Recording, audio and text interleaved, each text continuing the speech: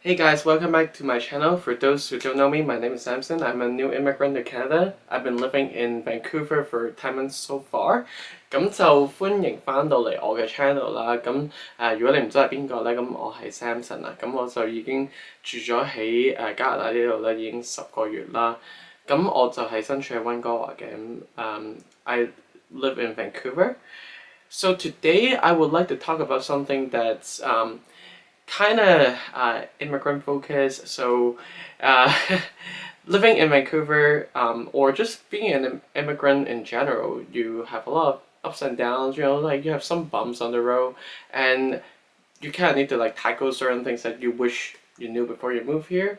So today, I would like to give you 4 things that I wish I knew before I moved to Canada. Just a little bit of a disclaimer. Saying all these things doesn't mean that I don't like living in Vancouver. That's not my intention here. I love the city. I know I love the city since the first time I was around here being a tourist. So I know I love Vancouver with all my heart, but just like every city in the world, there's no such thing as a perfect place. There's always something that's better than the others. So let's talk about those things. So number 1 is the price. So I cannot speak for the entire Canada because Canada is massive. You have a lot of different cities. So I live in Vancouver, which is one of the most expensive cities in the world. And so every day I spend a lot of money on food, on clothes, or transportation, many things.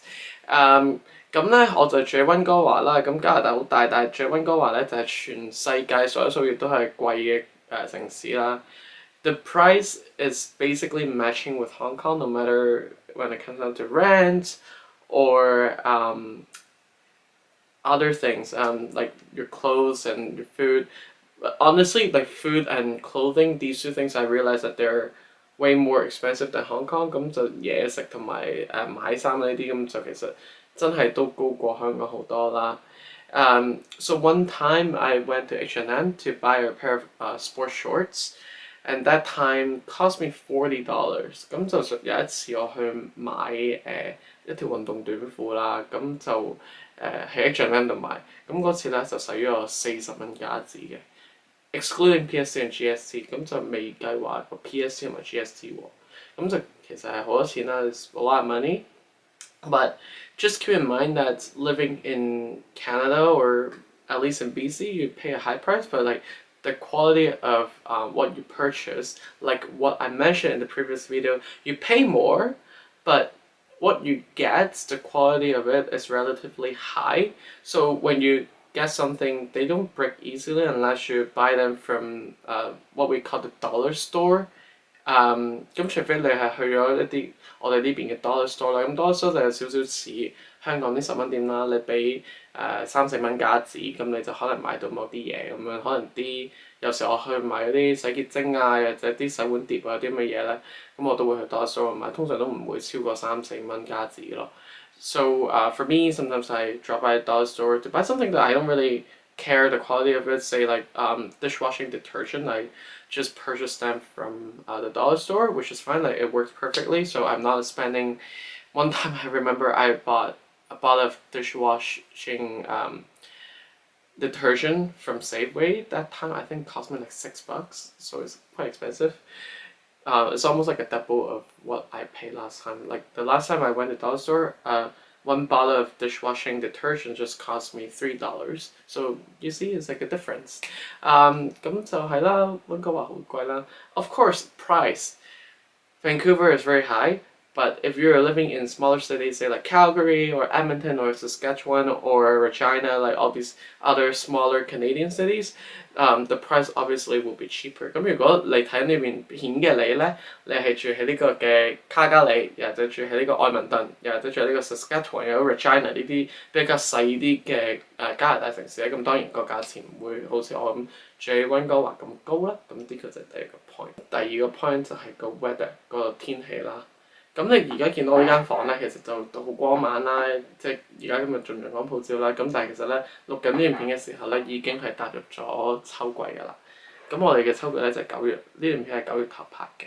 So you see that the room right now is very bright. I live in the curtain, so the sun can shine in. But right now we're officially stepped into fall. Right now is September. If you're watching this, right now is September.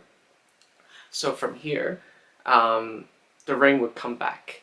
So the rain, um, when it starts, it's almost non-stop. So 呢度一開始落雨嘅時候咧，啲雨咧係永遠毛細雨咁唔停嘅，咁就 but it's the craziest thing is it's not like in Hong Kong, you know, when it's come down to T10 or black rain, it's like pouring down all at once. It's not like that.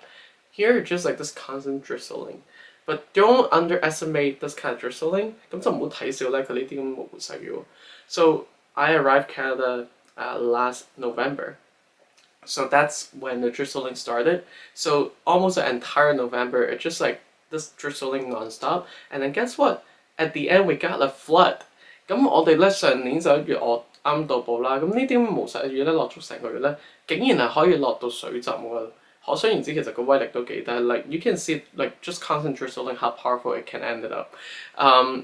So at that time, the rain water wash part of the highway away，咁就嗰次咧啲雨水啦係直頭沖咗一段高速公路走。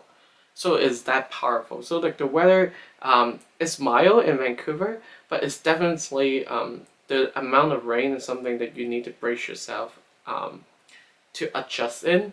Otherwise, you will get seasonal depression. That's also another really important topic because a lot of people, including myself, I got affected by this constant dark, like it's just really dark. It's just cloudy and dark for only 8 hours and then the sun sets and then you feel kind of depressed. You feel like, it's like, there's no sun anymore. 咁你就可能有啲咁嘅季節性憂鬱啊，我哋呢邊叫，咁就因為咧個太陽咧淨係得8個鐘頭嘅啫，咁但係8個鐘頭咧可能都係陰陰暗暗啊，個天都係可能多雲啊，見唔到太陽啊，咁你就可能會有一啲叫做季節性憂鬱，咁我都啱嚟嘅時候可能都有經歷過，我感覺到就係個人好似灰啲咁樣咯。So like weather is like definitely the second point, and then the third point is networking. So back in Hong Kong, I did have a really huge friend group. I miss those friends, and if you're watching this video, you're likely friends from my church, or you're likely my colleagues, and I just want to say thank you, thank you, thank you, that you're here for me no matter what. That's I have a strong friend group here. That I don't feel that lonely here because like I realize that making friends in Vancouver is challenging compared to back then. 咁喺溫哥華呢度揾新朋友識新朋友啦，其實就唔係一件咁容易嘅事嚟嘅。Unless you're really out there, you're active, you participate in many things, and you make a lot of friends. Otherwise, people can get quite isolated in Vancouver. 咁就喺溫哥華我自己個人個經歷咧，就覺得係。除非你真係一個好 active 嘅人啦，你中意即係參加呢樣參加嗰樣，咁你會識到就比較多啲新朋友。如果唔係嘅話咧，喺呢度識新朋友咧其實係難嘅，因為就我覺得呢度嘅人就唔會話真係即係隨時隨地會同你話一齊出去玩啊咁樣，即係唔係冇，但係比起以前我覺得係少咗一啲咯。So again, I'm just speaking for Vancouver. I'm not speaking for the entire Canada.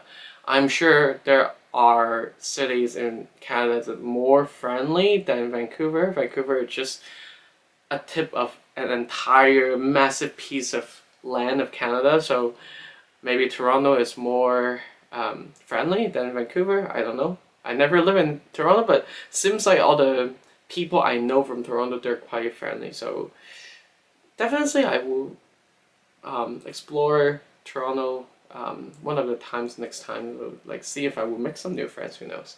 咁就多倫多可能會比起 Vancouver 比較即係 friendly 一啲啦，友善一啲，咁可能會識得多啲新朋友啦。咁 but overall speaking, in Vancouver, making new friends is hard. So that's something to keep in mind as a new immigrant. That's your third point. And then the fourth point I would say is transportation. The following point is only applicable probably just to me. Because I never learned to drive back in Hong Kong. Because back in Hong Kong, I never had the need to drive at all. MTR was really convenient. My dad's a bus driver, so throughout my whole life, I could take buses to go everywhere, and the bus frequency is extremely high. If you miss one bus, the next bus will come in the next 10 minutes. So it's really efficient. Compared to here, I cannot really, I guess I cannot really compare, can I? 咁我就應該都冇辦法可以比較香港嗰個公共交通工具 system 啦，咁就同呢邊即係比咁，簡直係天同地比。So over here in Vancouver, I can get away without driving, but it's definitely more challenging and take way more time to get from one place to another, if you know what I mean. Even just like 10 kilometers, it's not really that far. You go from downtown to say like my home in Burnaby, like that's 10 kilometers will take you probably an hour to get home. So compared to driving, you probably just take 15 minutes and then you go from downtown to Burnaby. So that's the difference. 咁就揸車可能我用一個例子就係你由 downtown 嚟翻嚟我呢邊咁 Burnaby，咁個距離其實10公里，你揸車或者15分鐘內到。但係如果你唔揸車，即係搭巴士咧，咁個巴士其實要成粒鐘先到咯。咁個差距就喺呢度。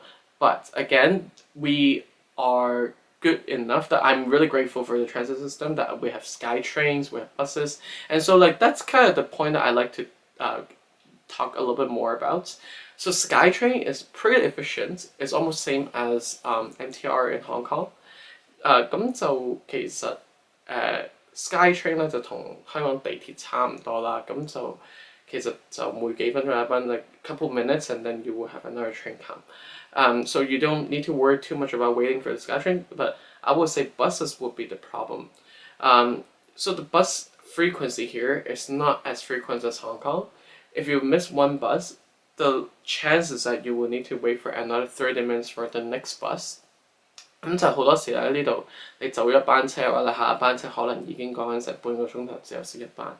So if you're in some area, you get off from the SkyTrain, if that place is not that far from you, say like 3 kilometers, you might still just walk because you don't want to just stand around and wait for 30 minutes. Just kind of no point. If depends on where you need to go, of course. If you're going up on the hill, say like if you're in North Vancouver and then you want to go from one place to another, the likelihood is that you end up doing a hike, then probably you don't want to do that, then you wait for the bus. But overall in Burnaby, if you're heading to Metro Town, it's far, so like that one you still need a bus, but then say going from my home down to the SkyTrain is walkable. So 有啲位咧你係可以行嘅，有啲位咧就真係行到，因為有啲位咧就真係太遠，咁你都係要等啦。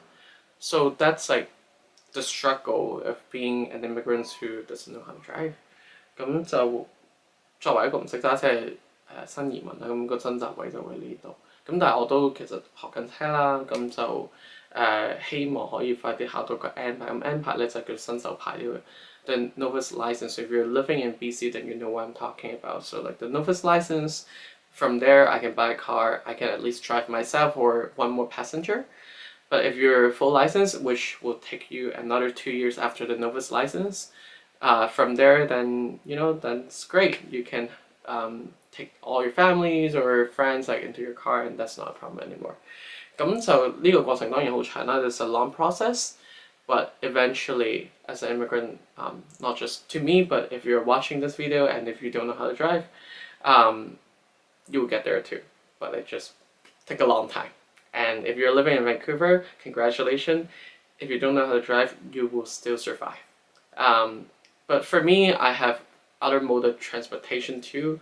I have a bike, I have an e-scooter. So these two mode of transportations saved me a lot of time, honestly, because I don't need to stand around to wait for the bus, or like I can get away from the limitation of the bus schedule. 咁我就有架單車啦，我有架 e-scooter 啦，咁就其實就可以個滑板車啦，咁就其實可以幫到你慳咗啲時間。咁呢啲都係啲 trick 啦。咁 yeah, so that's it. That's 4 points I wish I knew before I moved to Canada. So if you're watching this video, are you moving to Canada? If you are, comment down below. Tell me which city you're moving to and what are your expectations. Like, are you excited? what kind of obstacle or things that you're looking forward to, just let me know in the comments. And please don't forget, like and subscribe. I'll see you next time. Bye bye.